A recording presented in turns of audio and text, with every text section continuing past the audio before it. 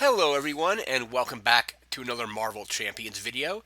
Today Fantasy Flight announced the newest hero for Marvel Champions. It is StarLord from Guardians of the Galaxy. So we'll be getting the Galaxy's Most Wanted pack, which will give us, I believe, a few villains from the Guardians of the Galaxy or from the Cosmic Universe, as well as Rocket and Groot. I believe this is supposed to be coming out a month after that. So I know this week we have Quicksilver coming out on Friday. I believe Scarlet Witch is supposed to come out in March. I think Galaxy's Most Wanted. It sounds like it might be if they're doing a one per month release. Galaxy's Most Wanted should be out in April, and the article, which I'll link to in the description below, says Star-Lord should be coming out in May. So we have Star-Lord and Peter Quill, the alter ego and hero sides.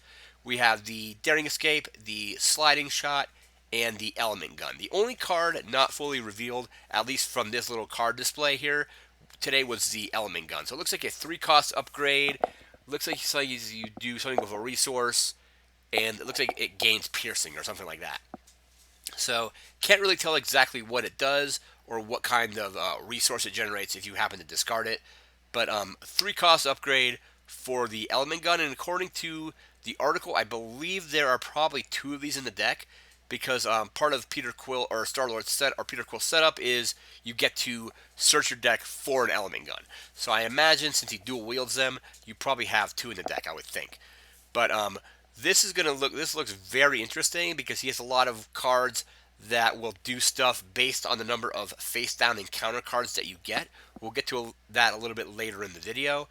But very interesting stuff. So it's a very he's doing big risky plays in order to potentially do a lot of damage or have like a big turn before having to deal with the having additional encounter cards, because you're going to be getting encounter cards from some of his abilities, and then of course you get an encounter card as part of the villain phase anyway. So it seems very thematic to Star-Lord, where he does something that's incredibly risky. Sometimes it pays off, and then sometimes it doesn't pay off. But based on what you'll be doing with him, you're going to be using face down encounter cards to do all kinds of cool stuff with his abilities. So we're going to jump into the cards. So this is just kind of like a little preview. We're going to be getting into the actual cards in the deck in just a moment, and we'll be right back with that. And first up, we have Peter Quill, the alter ego side to Star-Lord. So 3 recovery, hand size is 6 with 10 hit points. He's an outlaw. After first setup, search your deck and discard pile for a copy of the Element Gun upgrade and add it to your hand, and then shuffle your deck. It has the Smooth Talker action, so choose a card in your hand, swap that card to the top card of your deck, limit once per round. So if you don't particularly need a card, you can put it back and swap it out with whatever's on top, which may be more beneficial. Or you may end up drawing off the card that you put down there anyway, but it'll ensure you to get a card that you might want. Be like, hey, this card isn't particularly good right now. Let me put it back, switch it out with a card on top, and then potentially draw that card again anyway, but then you have the card that you might actually want. So that is Peter Quill. We're going to move over into the Star-Lord side of this card. We'll be right back with that. And here we have Star-Lord, the hero side. 2 thwart, 2 attack, 1 defense. He's a guardian. Each ally you control gains the guardian trait and has the what could go wrong interrupt. When you play a card from your hand, deal yourself 1 face down encounter card, reduce the resource cost to play that card by 3, limit once per round. This feels very thematic to Star-Lord. He maybe has some kind of weird scheme he's trying to do, and sometimes it pays off, sometimes it doesn't. But in this situation, you can get out a 3-cost card for free. You could potentially reduce the cost of an ally that costs a lot of resources, like Heimdall. If you're playing him, you could decrease him by 3 and pay basically get him out for 2, which is pretty big. Or anything that you can basically get a bunch of cards out for free, or with a huge price reduction. But then you do have to deal at the end of the round with that face down encounter card. The cool thing with Star-Lord is there are cards in his deck that will give you bonuses based on the number of face down encounter cards that you have in front of you. So I believe we're going to look at some that I think certain attacks do more damage with the number of face down encounter cards that you have. So if you somehow get other face down encounter cards, let's say he's got 2, it'll be doing 2 more damage. But again, looks like 2 thwart, 2 attack, 1 defense. Defense isn't great, but 2 and 2 on the thwart and attack are good. Gives everything Guardian, the Guardian trait as well. So if you have cards that give bonuses to Guardians, it's going to give it to all of your allies. I could see this going very well. I believe his deck, at least from what I can tell so far, looks like the pre-built deck is a leadership deck. So I imagine you could potentially just, like with the Doctor Strange deck that's currently going around, where you just have a ton of allies in your deck, you could do that with StarLord as well. Fill up your deck with a bunch of different allies. They all get the Guardian keyword, and then you have cards that will say all your Guardians get, a bonus here or a bonus there, which could be potentially huge. So that is StarLord. We're going to move into our next card. And next up, we have Daring Escape. It's a zero-cost event. It generates an energy resource when you discard it. It's a hero action. Deal yourself 1 face-down encounter card. Ready your hero and draw a card. So that, like we're getting face-down encounter cards here as well. So you take an encounter card.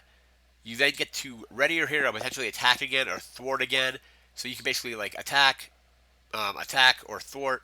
You then do this hero action, get a face-down encounter card, ready your hero, potentially play a card, get another face-down encounter card from StarLord's ability. That's limited once per round though. But at that point then with this, you have 2 face-down encounter cards. And again, it could be really risky, but here we have a situation where you can potentially ready him and be able to attack again or thwart again, and then you just have to deal with those encounter cards when you have to deal with them. So that is Daring Escape. We're going to move into our next card. And next up, we have Sliding Shot. It's a 3-cost event. Generates a physical resource when you discard it. It's an attack. Play only if you control an element gun, so you do get the element gun as part of your setup. Hero action, attack. Deal 5 damage to an enemy, and then deal 2 additional damage to that enemy for each face-down encounter card in front of you. So I was talking about this a little bit earlier. So I think when you play this card, you get the face-down encounter card first. And then if you haven't used out his ability yet, you get the face-down encounter card. So with this, it looks like you're going to be doing potentially 7 damage. Again, I don't know if the face-down encounter card counts before. Like if it's like when you play it, you get the encounter card before this comes into play. But again, 3 costs. You can get it out for free with that ability. You get a face-down encounter card. And then it looks like you're going to be doing, again, 2 additional damage per encounter card. So like we said with the Daring Escape, if you have 2 face-down encounter cards, you're going to be doing 9 damage total. So you're doing 5 from this, and then 2 from each face-down encounter card. So I really like the way StarLord is kind of like playing out. Like he's going to be, it feels like it's going to be a lot of risk, like very risky plays that could potentially come back to bite you or come back to really help you out. Like this could be a huge amount of damage based on how many face-down encounter cards you have. So that is the Sliding Shot. We're going to move into our next card. And next up, we have StarLord's Helmet. It's armor and tech, 1 resource upgrade. Generates a mental resource when you use it for resources. And while you are in hero form, you get +1 hand size for each face-down encounter card in front of you to a max of 3, or a max of +3. So if you have this on your turn and you've gotten a couple face-down encounter cards, you can, play other cards that allow you to draw more cards, or exhaust upgrades or things that allow you to draw cards and get extra cards into your hand based on how many face-down encounter cards you have as well. So that could give you, again, like you say, to a max of 3 additional cards in your hand, which could work out to do like quite a few different plays. Like let's say you got like a Daring Escape, you can use that to ready your hero, and then you have more cards to use for attacks and things like that. You basically just get more. The more face-down encounter cards you have, the more cards you get, the more extra cards you can have in your hand.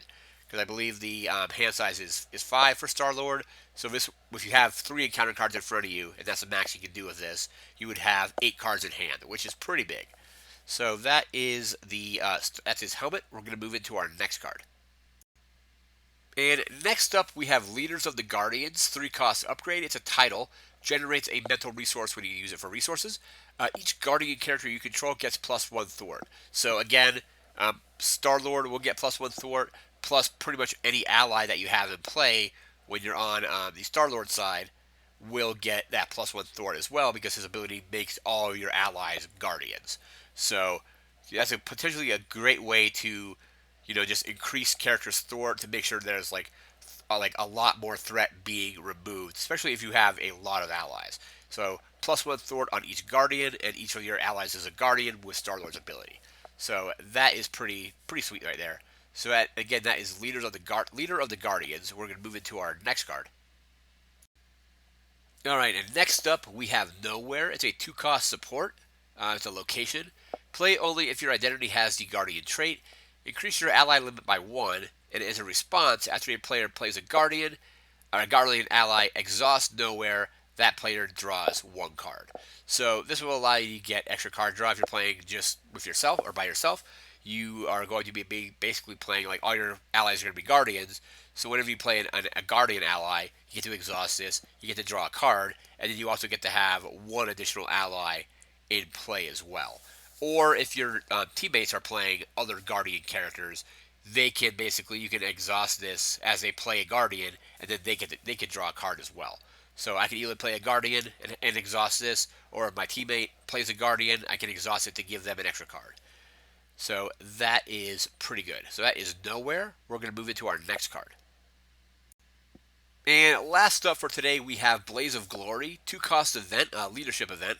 Generates a physical resource when you use it for resources. Max 1 per round. Hero action, each Guardian character gets +2 thwart, +2 attack. This phase, at the end of the phase, deal 1 damage to each Guardian character. This is just insane.